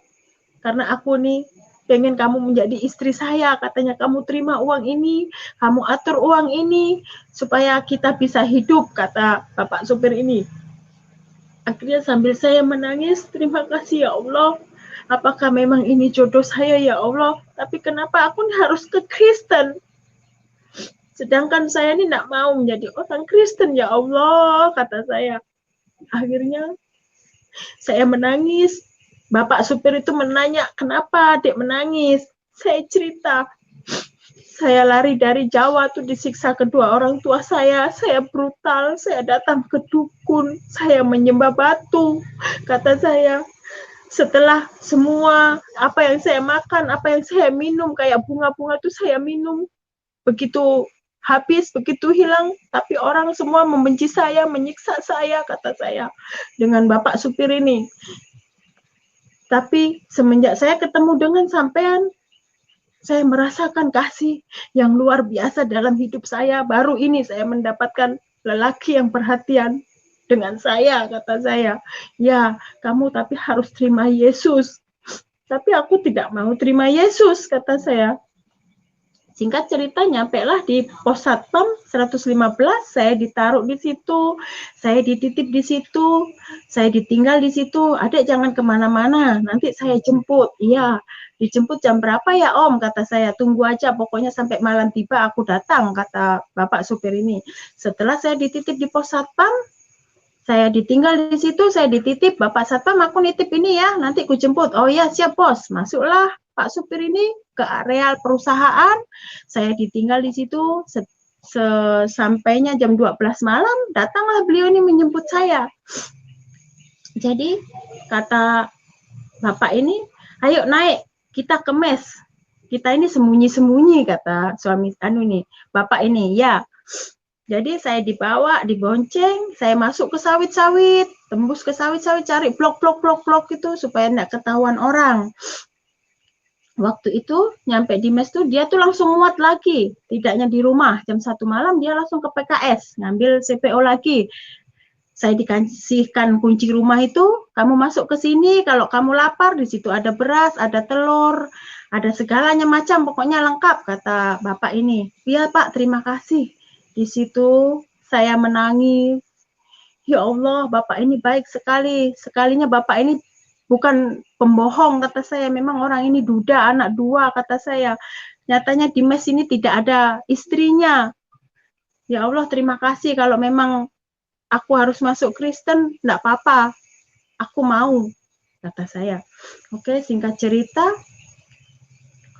waktu berjalan sampai pagi, saya sudah di mes itu, ada 1 minggu saya ditinggalkan di mes itu, selama 1 minggu. Jadi kata bapak ini, kamu di sini aja ya, jangan kemana-mana sampai selama 1 minggu. Kita aturlah acara pernikahan kita, kata bapak ini. Aku enggak mau lah, pokoknya saya tinggal di mes itu kan bergaul dengan ibu-ibu tetangga di mes itu. Saya main ke rumah satu, semua orang tuh bilang, kenapa kamu ini mau masuk kafir nih? Kamu nih jadi orang kafir, jadi orang murtad. Dia itu kan Kristen, di sini enggak ada temannya, kenapa kamu mau? Kata ibu-ibu di mes. Saya cuman diam aja, saya enggak jawab waktu itu. Jadi saya pulang ke mes bapak itu, saya dibenci orang di situ kan, karena saya mau nikah dengan dia ini. Jadi kata saya, semua orang membenci saya, tidak mau saya bawa ngomong, tidak mau saya ajak ngobrol, ibu-ibu di mes itu. Jadi saya tuh mendiamkan diri di dalam rumah, tidak keluar. Singkat cerita, suami saya itu datang, bapak ini yang menolong saya ini datang, saya cerita, ibu-ibu di sini nih membenci aku nih tidak boleh masuk ke Kristen, Kristen ini kafir, saya sudah tahu Kristen itu kafir, kata saya. Aku enggak mau lah sama kamu, biarkan aja aku nih pergi, kata saya. Aku mau lari, biarkan aku mau meninggalkan kamu aja lah, kata saya. Dengan bapak ini, jangan dek, kamu harus nikah sama aku. Enggak, aku lari, agama kamu tuh kafir, kamu ini sudah jelek, hitam, saya tidak mau, aku masih muda, kata saya. Jadi waktu itu kata bapak ini, ya udahlah terserahlah, kalau memang adik memang aku ini jelek, hitam, katanya memang aku ini tua, kalau adik memang tidak suka sama aku, oke, aku bebaskan aja lah, daripada aku ini tersiksa menahan orang tidak suka sama aku, kata beliau. Jadi singkat cerita waktu itu, kami itu digerebek lah, ada orang yang tidak suka ngelapor ke perusahaan, akhirnya perusahaan itu mendatangi kami itu harus menikah. Karena sudah ngumpul 1 minggu di mes ini tidak ada orang yang tahu, akhirnya ada orang mengadu ke pimpinan bapak ini, saya dilaporkan, akhirnya harus menikah. Jadi saya merenung, waktu itu ketiga harinya, saya malam tidur. Jadi bapak ini muat, dek, iya pak, kata saya. Kamu kutinggal lagi ya, soalnya CPO ini malam ini harus dimuati, kata bapak. Terus saya tinggal di sini lagi pak, iya. Kamu di sini lagi ya, yalah enggak apa-apa, kata saya. Saya malam, saya rasakan lagi, ya Allah berbeda banget ya orang Kristen tuh, ya Allah. Orangnya kasih, lemah lembut, tidak marah-marah, kata saya sayang, selalu menasehati saya. Disitulah saya tuh tersentuh, saya tuh menangis, saya tuh bilang, ya Allah baik banget orang ini, ya Allah, enggak apa-apalah aku ikhlas masuk Kristen, kata saya. Jam 11 malam, saya mau baring, saya tuh baring, sambil mau tidur waktu itu. Angin datang tuh kencang di dalam kamar saya ini, saya tidak tahu angin apakah ini, jadi saya tuh bingung, rumah itu terkunci semua. Kenapa angin nih kencang di dalam ruangan saya nih, di dalam kamar nih. Datanglah tiba-tiba cahaya putih, saya tuh tidak bisa melihat sampai saya menangis. Siapa kamu? Saya kira itu waktu yang saya ritual waktu saya di Jawa itu, waktu saya kira tuh setan yang waktu saya dikawin menghantui saya nih. Datang, seluruh badan saya ini terasa dingin sekali. Datang, kepala saya dipegang, beliau bilang, ikutilah kemauan suami kamu, katanya. Datanglah di hari Minggu, kutunggu di situ kamu akan melihat aku. Woi, kata saya, setan apa ini? Ah, enggaklah, ini setan. Kenapa setan ini datang menghantui aku terus, kata saya. Begitu membalikkan badan, dengan angin kencang lagi, saya kejar. Setan apa kamu ini? Ngomong sekarang. Saya itu tidak, saya tantang waktu itu, saya tidak takut. Sini kalau berani hadapi aku, kata saya. Setan apa kamu ini? Membelakangi saya, beliau pergi, saya tuh bangun, saya kejar, saya cari. Kemana setan tadi ya? Sudah menghilang, lewat mana ya? Kata saya. Saya larilah keluar, saya buka pintu mes itu, saya main ke tetangga sebelah. Saya tanya dengan Mbak Wit, Mbak Wit, apa? Kenapa ya orang laki-laki itu datang ke tempat saya, tapi berupa cahaya loh, anginnya kencang, kata saya. Calon suami kamu tuh orang Dayak tuh peletnya kuat, kata dia. Masa sih Mbak aku ini kena pelet, kata saya. Iyalah, kata Mbak Wit. Nggak mungkin, orang dia tuh cinta kok sama aku, kata. Kata siapa, orang Dayak tuh ada ilmunya. Nah, waktu itu langsung saya tuh hidupi motor, saya pulang lagi, saya datangi ke PKS. Waktu itu jam malam habis kejadian, saya datangi ke PKS, datangi bapak itu, saya bilang, aku enggak mau sama kamu ini banyak setannya, pokoknya aku besok ikut, aku mau pulang aja lah ke Jawa, kata saya ke bapak itu. Oke, enggak apa-apa, katanya. Ya, kamu pulang ke mes, nanti kamu besok pulang, kata dia. Ya. Di situ saya itu merenung dan saya itu sambil menangis, kata saya. Apakah benarkah ini nih setan? Tapi setan kenapa bisa ngomong? Singkat cerita, hari sudah pagi, saya tidak jadi ikut bapak ini ke pelabuhan. Saya nanya dengan tetangga, di sini ada enggak orang yang suka nyanyi-nyanyi itu loh Mbak, yang nyanyi-nyanyi sorak-sorak itu loh, di mana ya tempatnya? Kata Mbak Wit, apa loh? Itu loh yang orang nyanyi-nyanyi tuh, kalau sembahyangnya tuh, kalau kita ini kan di masjid loh. Oh, wong Kristen tuh kah? Katanya, iya. Ada, kamu masuk aja di sana, katanya. Di kebun ini terus lurus kamu masuk. Oh iya kah? Iya. Jadi saya masuk, saya telusuri, saya ketuk rumah Pak Pendetanya ini. Assalamualaikum, kata saya. Kata Pak Pendeta, waalaikumsalam. Oh, ada apa Mbak? Bapak, saya bisakah pinjam kunci gereja? Saya tuh pengen masuk. Oh, bisa, katanya. Di situ saya masuk, saya lihat, saya putar-putar keliling. Tapi enggak mungkin lah, masa orang ini, kata saya, enggak mungkin, pasti itu setan, kata saya. Saya tidak percaya, saya belum percaya. Enggak mungkin lah. Pulanglah saya tuh, ya Pak terima kasih. Kenapa Mbak? Enggak, kata saya. Saya pulang lagi ke mes itu. Nah, waktu itu beliau datang dan selang dapat 2 minggu saya tinggal di mes, akhirnya kata beliau, kamu siap enggak nikah dengan saya? Kata beliau. Ya, saya siap, tapi saya belum menerima Yesus sepenuhnya. Ya, kalau memang kamu siap, kamu harus pulang ke rumah orang tua saya. Rumah orang tuanya di Pangkalan Bun waktu itu. Orang tuanya tinggal di rumah kakak bapak ini. Jadi saya dibawalah ke rumah kakak bapak ini. Di situ saya dikenalkan dengan orang tuanya, dengan saudara-saudaranya. Lalu kakak almarhum ini bilang dengan saya, adikku ini susah, kere, katanya. Kristen lagi, apakah kamu siap menghadapi semua ini, sedangkan dia ini punya anak, apalagi agama kami ini Kristen. Kata saya, iya saya siap, tapi saya tidak mau mendengar, kalau saya nanti mati, kamu masuk Islam lagi, saya tidak terima, kata kakak saya ini. Ya, saya siap, saya terima, kata saya. Waktu itu saya tinggal di kota. Tinggal di kota ini, kakak saya ini rajin ke gereja setiap pagi nih, calon kakak ipar saya ini setiap pagi tuh rajin lah ke gereja.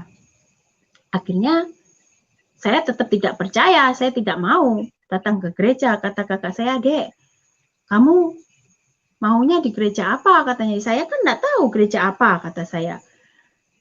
Jadi saya sudah 2 hari di rumah kakak saya menelusuri di gereja daerah Pangkalan Bun. saya menemukan sebuah gereja namanya Gereja Bukit Sion. Saya datang di situ.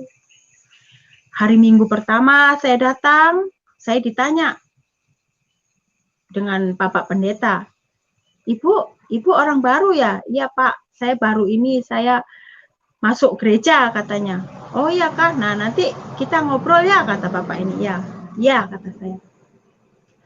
Di situ saya ikut ibadah, rasa dingin sekali. Saya menyembah memuji Tuhan, padahal saya tuh tidak bisa apa-apa, berdoa pun saya tidak bisa. Apalagi menyanyi. Jadi saya tuh berdiam, toleh sana, toleh sini, melihat orang ibadah tuh tengok sana, tengok sini. Bingung. Orang semua melambaikan tangan, memuji, memuliakan Tuhan. Saya tuh diam karena saya tidak tahu. Jadi waktu itu lama semakin hari saya mengenal Tuhan, saya aktif, tibalah waktu pemberkatan. Waktu itu kan saya disuruh belajar Alkitab ini sebulan karena saya ini tidak tahu kan. Sedikit-sedikit kata Bapak Pendeta, kamu harus tahu ya, kata saya. Setelah saya pemberkatan nikah, uang sepeser kami itu tidak ada di tangan. Mau pemberkatan nikah, mau acara nikah, saya tidak ada uang, calon suami saya pun tidak ada uang, jadi semua dana itu, semuanya yang mengeluarkan kakak pertama suami saya. Jadi saya sudah sah menjadi istrinya, singkat cerita saya dibawalah pulang lagi ke mes.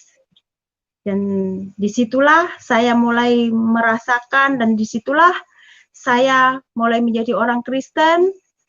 Saya diterima Tuhan Yesus, saya dan diselamatkan dengan Tuhan Yesus. Jadi berkat itu mengalir luar biasa dalam hidup saya. Saya bersyukur kepada Tuhan. Tuhan tuh memelihara saya, memberikan berkat kepada saya yang berkelimpahan dan berkecukupan waktu itu. Jadi saya tuh tetap tidak percaya. Saya sudah nikah dengan suami saya melahirkan anak saya tidak percaya. Ah, enggak, kata saya. Jadi saya hamil melahirkan anak saya itu busuk, berbau seperti bangkai. Sudah 4 hari di rumah, tapi dia masih bertahan hidup. Jadi saya bilang, ya Allah, seperti ini anakku. Apakah ini dosa kutuk waktu dulu ya? Sering saya ke dukun, ke apa, kata saya. Tidak, karena engkau menyangkal saya, katanya. Karena engkau tidak setia. Saya itu terngiang-ngiang di telinga saya. Kamu tidak setia, katanya. Hah, masa sih, kata saya, anakku seperti ini. Jadi anak saya itu umur 4 hari, bau busuk. Saya sangka meninggal di mes. Umur 4 hari, saya minta rujukan di perusahaan, saya tidak dikasih rujukan. Jadi anak ini harus dibawa ke kota. Jarak kota kami itu 105 km menuju ke Pangkalan Bun ini. Jadi saya numpang sebuah kendaraan busuk. Kendaraan ini tidak layak pakai, kami tumpangi, hanya satu-satunya itu mobil yang bisa kami tumpangi. Saya gendong anak saya bawa anak saya naik mobil itu. Jadi kata Pak sopir ini, Mbak, saya tidak berani bawa dengan Bapak ini, apalagi bawa bayinya ini mati apa-apa gimana Mbak, ini mayat katanya. Nggak tahu juga anak saya ini mati apa hidup, kata saya. Mbak, ini mayat, kata Bapak sopir itu. Jadi kata suami saya, enggak, bukan, ini anak saya sakit, kata suami saya, kita harus bawa cepat ke rumah sakit. Iya, oke, kata Bapak, kita naik, tapi mobil saya ini keadaannya memang seperti ini. Ya, enggak apa-apa. Mobil itu pokoknya tidak layak pakai, tapi Tuhan, kemuliaan Tuhan dahsyat dalam hidup saya. Di situ saya mengalami kasih anugerah yang dahsyat dalam kehidupan saya pribadi. Saya bawa anak saya itu di turunan rem tuh blong, tidak ada sama sekali rem. Jadi kami itu teriak, Yesus, kata saya. Yesus, aku percaya Engkau, kata saya. Aku mau ikut Engkau Tuhan. Aku tidak mau berkhianat dari Engkau. Karena Engkau juru selamatku Tuhan.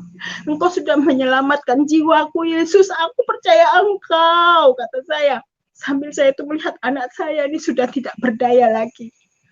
Waktu itu tiba-tiba mobil itu mendadak berhenti di pinggir jalan. Kasihlah minum anak saya ini. Dipegang suami saya, aduh kayaknya enggak hidup anak kita ini. Saya menangis, Tuhan, jangan ambil anakku, Tuhan. Aku percaya Engkau Yesus yang dahsyat, kata saya. Engkau luar biasa, Tuhan, kata saya. Sembuhkan anakku, ya Allah, dalam nama Yesus, kata dia.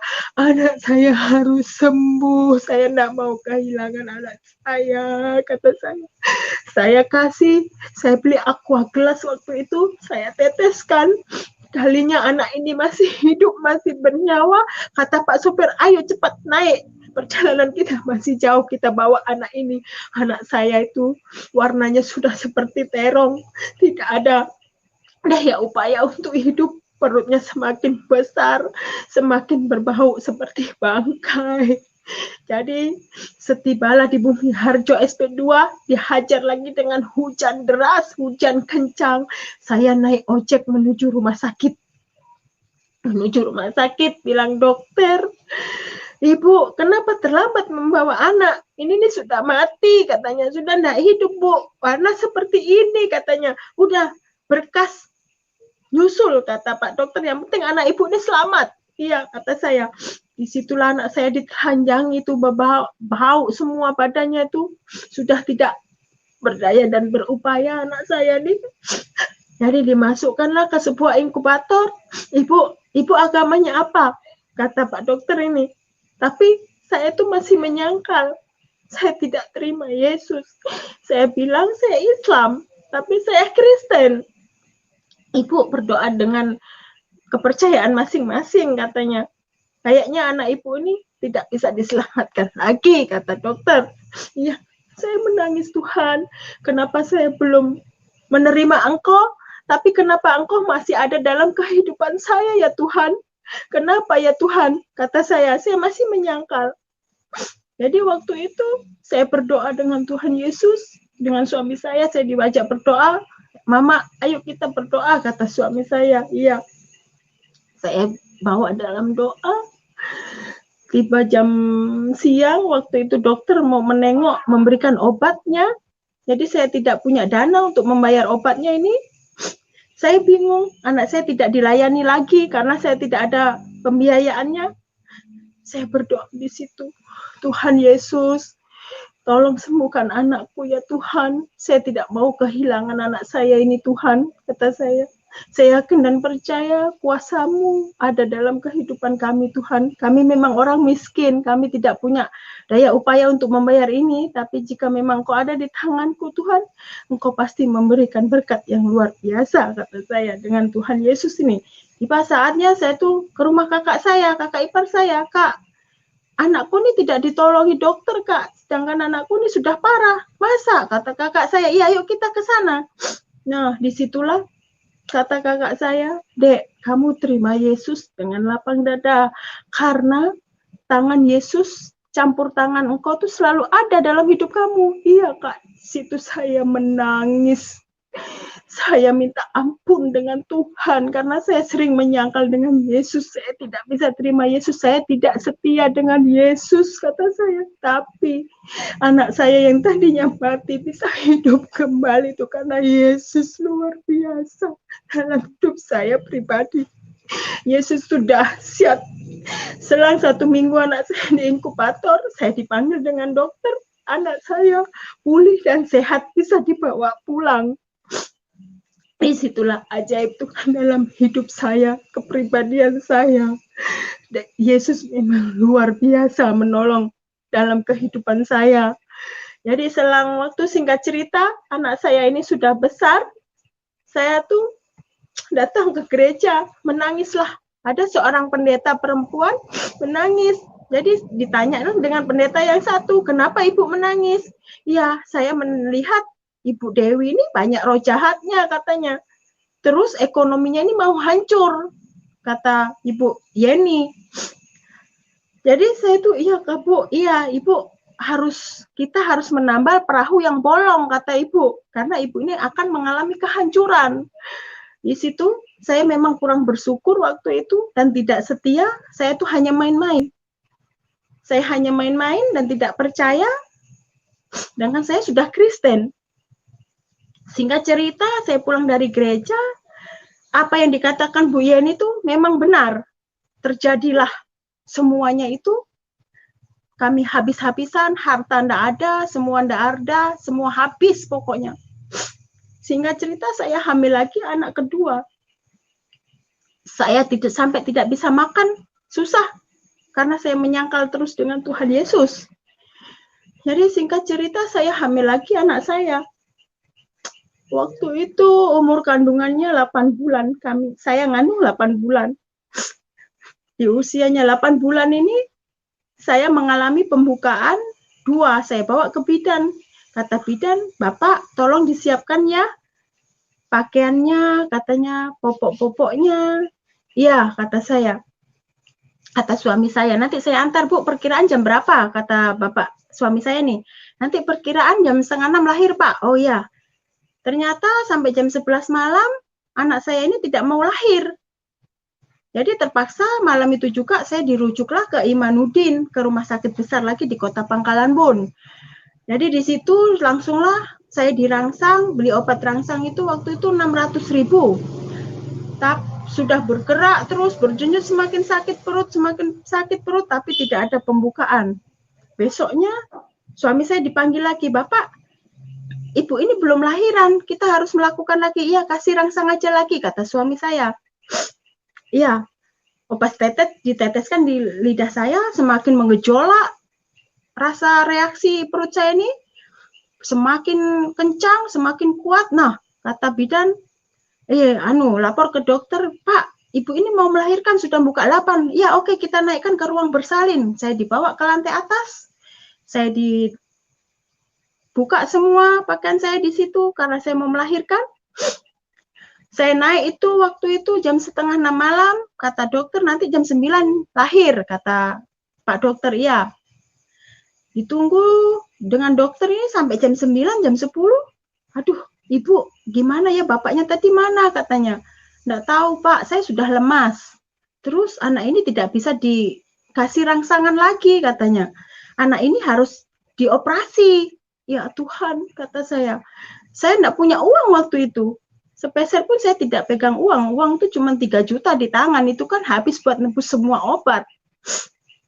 Jadi dipanggillah suami saya ini. Bapak, tolong Bapak beli materai besok hari ini ya ke depan. Bapak beli benang jahit katanya supaya ibu ini dioperasi.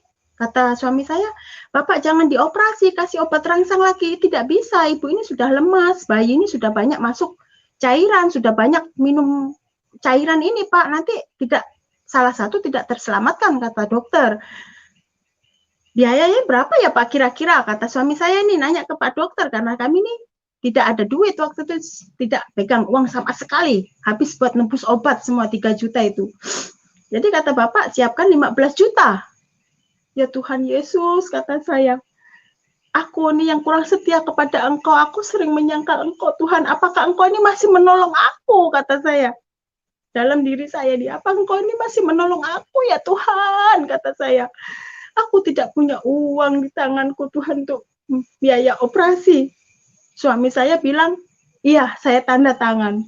Tanda tanganlah suami saya dimasukkan ruang bersalin dan anak saya lahir. Kecil bayinya tuh, tidak terlalu besar. Terus waktu berjalan di rumah sakit, selang 1 minggu, dokter ini memanggil, Bapak, Ibu ini sudah pulih, Ibu ini sudah sehat, obat-obatan semua membeli, karena saya tidak punya BPJS. Saya tidak mengurus BPJS waktu itu. Saya tidak ada. Jadi kata dokter, Bapak enggak pakai BPJS ya? Saya enggak punya, kata saya dengan Pak dokter. Oh, berarti biaya sendiri? Ya, padahal uang enggak ada. Beli obat setiap nebus tuh bisa, tapi untuk menebus 15 juta ini saya tidak ada. Di situ saya menangis, saya bersungkur kepada Tuhan. Saya berdoa memanggil Tuhan Yesus. Tuhan, apakah Engkau tuh masih ada di dalam tanganku? Apakah Engkau masih ada dalam kehidupanku ya Tuhan? Engkau tahu. Waktu itu hari Sabtu saya itu harus cabut dan harus keluar dari rumah sakit. Jadi dokter itu nanya, Ibu, bapaknya mana? Bapaknya masih cari uang, Dok, kata saya. Ya, saya tunggu sampai jam 6 sore ya Bu, kalau tidak ada ya terpaksa bayi ini tidak bisa dikeluarkan, tidak boleh dibawa pulang katanya, karena Ibu belum membiayai sebesar 15 juta. Iya kata saya berdoa, saya tidak setia kepada Engkau Tuhan. Apakah Engkau masih mau menolong aku ini Tuhan? Karena aku masih menyangkal Engkau, aku tidak menerima Engkau Yesus, kata saya. Memang aku Kristen tapi aku ini masih menolak. Apakah Engkau ini masih ada, kata saya, untuk memberi kami uang berkat 15 juta, kata saya. Di situ saya menangis. Minggu pagi saya dipanggil ke ruangan atas dengan seorang ibu. Ya, saya ini nyari suami saya, harus pelunasan hari itu, harus pelunasan. Datanglah seorang ibu-ibu ini, katanya, kamu jangan takut, kamu enggak usah khawatir. Kamu akan bisa pulang, kamu akan bebas dari biaya 15 juta, kata seorang ibu ini. Saya tidak kenal saudara, ibu ini orang mana, saya tidak tahu. Akhirnya saya nyari suami saya lari, karena saya bangga, Yesus masih ada dalam diri saya. Tuhan, terima kasih Yesus, kata saya, Engkau memang dahsyat, kata saya. Saya lari, saya nyari suami saya. Saya bilang, Bapak, kamu harus naik ke lantai atas. Kamu harus tanda tangan. Dan aku hari ini bisa pulang, kata saya. Kami datangi ke situ. Ada seorang ibu membiayai kami. Membiayai saya dengan anak saya. Dengan biaya 15 juta itu saya tidak tahu orang mana yang memberikan berkat kepada saya. Jadi waktu itu ditandatangani suami saya dengan biaya 15 juta cash di depan mata saya. Itu uang berkat dari mana saya tidak tahu. Akhirnya suami saya itu cerita, ibu yang nolong tuh rupanya orang Bugis, tapi kami tidak pernah mengenal dia, tidak pernah bertemu dengan beliau. Jadi disitulah merasa kasih Tuhan luar biasa dalam hidup saya, karena saya tidak setia, tapi Tuhan Yesus masih memberikan berkat, memberikan rezeki yang banyak dalam hidup saya. 15 juta itu banyak saudara, tidak sedikit, saya aja tidak mampu. Tapi karena Yesus yang dahsyat, saya bisa mengeluarkan anak saya dari ruangan rumah sakit dengan saya. Jadi saya tuh merasa bersyukur kepada Tuhan Yesus yang sangat dahsyat yang saya alami tuh. Akhirnya saya setiap minggu saya tuh berserah terus kepada Tuhan. Saya berserah penuh kepada Tuhan. Tuhan, saya balik ke ruangan, terima kasih Tuhan. Hari ini saya bebas. Saya bisa membawa anak saya pulang, kata saya. Waktu itu saya gendong bayi saya pulang ke rumah, sampai tengah perjalanan rumah sakit, saya ditahan lagi dengan orang, ibu belum membayar pelunasan 15 juta, kata saya, sudah Bu, sudah beres semua. Kan kemarin tuh belum, sudah Bu, diteleponlah Pak Dokter nih lewat telepon di Satpam. Iya katanya, ibu ini sudah bebas, sudah ada yang membayari, sudah ada yang melunaskan katanya. Oh iya Kak Pak, ya. Jadi saya dilepas di situ. Saya merasakan memang Yesus tuh luar biasa dan sangat dahsyat. Singkat cerita, anak saya yang kedua ini sudah besar, sudah menginjak mau TK, tapi saya tuh tetap bersyukur kepada Tuhan.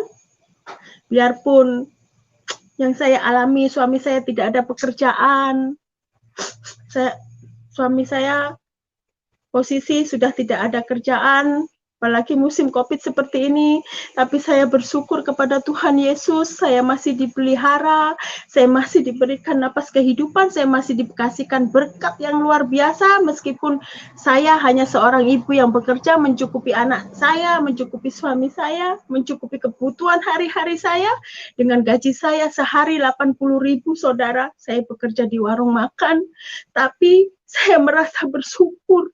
Saya merasa tercukupi dengan gaji itu, walaupun gaji 80.000 sampai saat ini, saudara.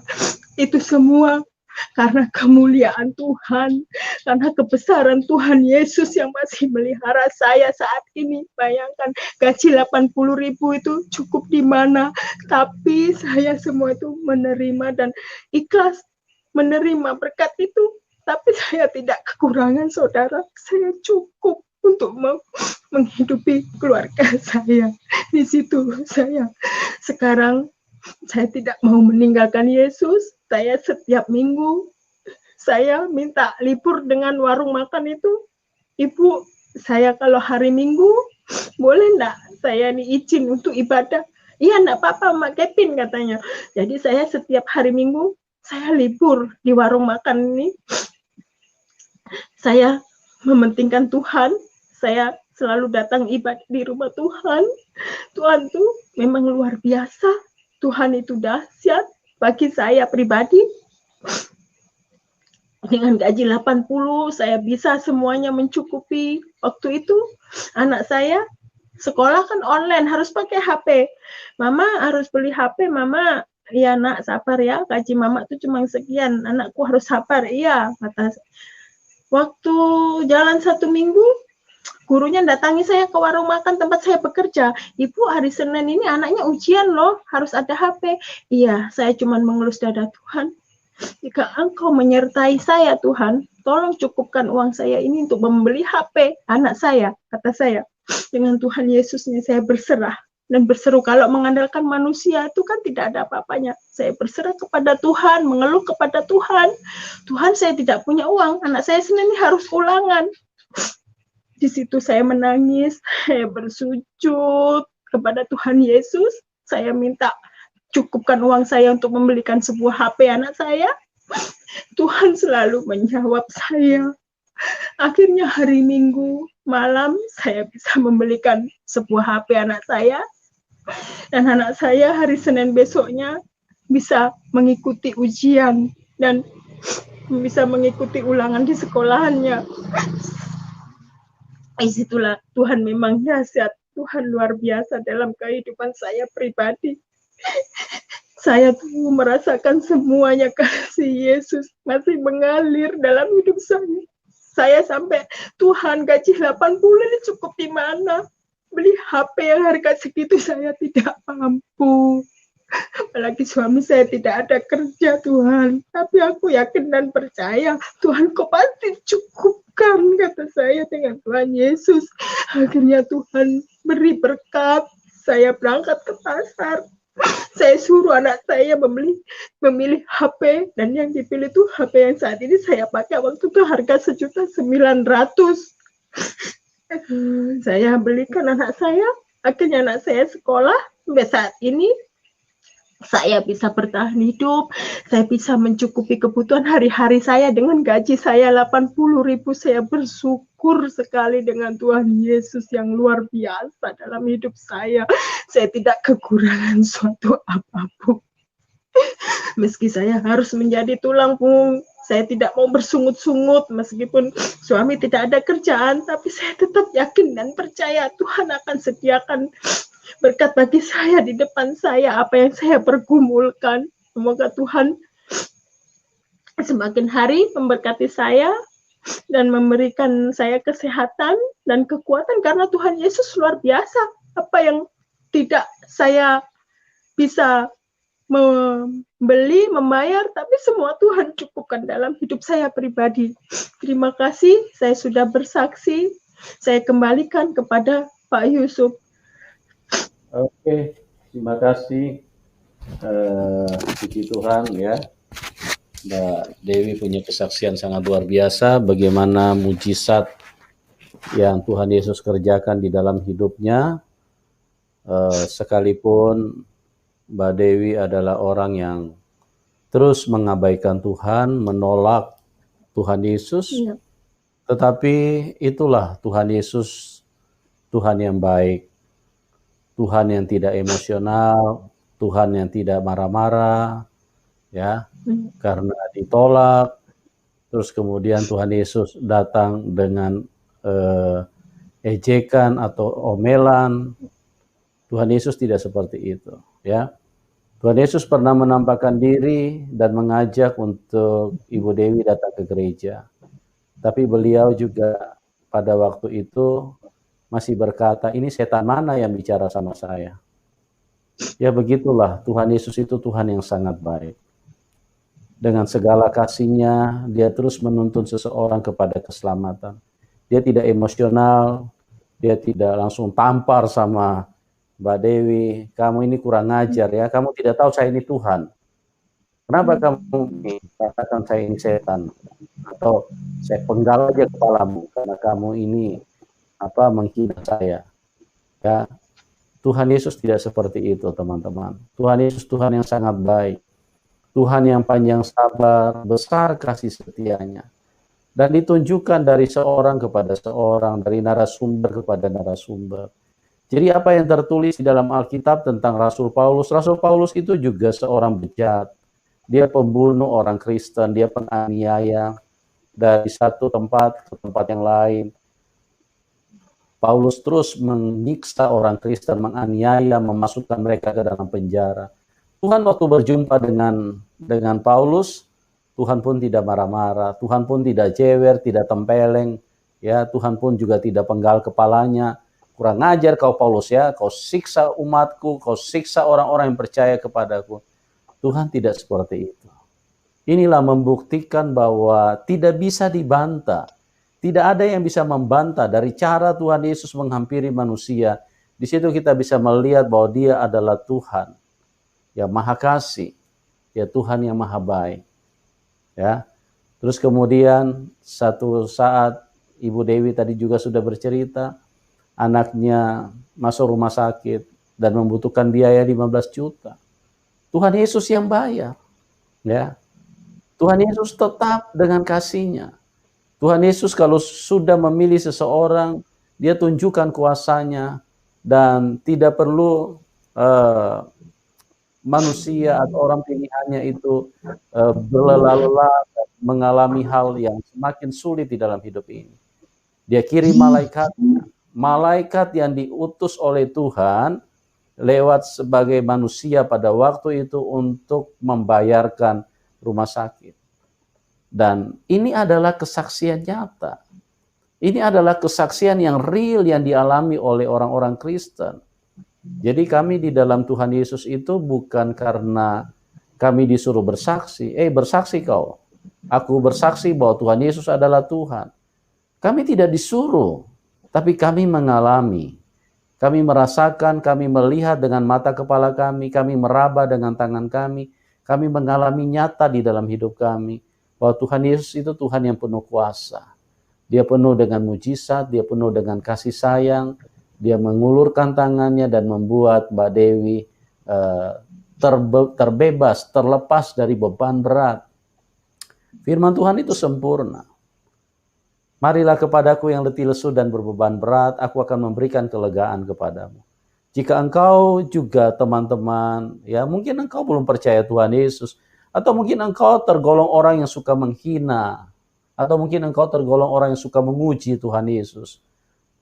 Pada malam hari ini kalau engkau buka hati, apapun masalahmu, ya, engkau bisa buktikan bahwa dia Tuhan yang benar-benar Tuhan.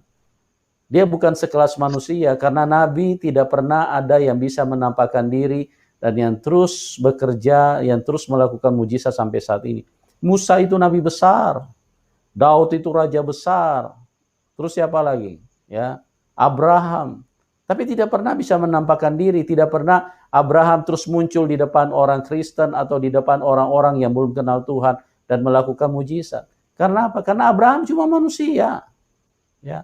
Musa cuma manusia. Sekalipun mujizat dia pernah membelah laut. Dia cuma manusia. Tidak bisa. Elia pun tidak bisa menampakkan diri kepada manusia. Tetapi Tuhan Yesus adalah Tuhan yang hebat, Tuhan yang besar, Tuhan yang berkuasa. Dia terus hadir di dalam kehidupan setiap orang-orang yang membuka hati, orang-orang yang dipilih oleh dunia. Sejak dunia belum diciptakan, nama-nama kita sudah dicatat di dalam buku kehidupan.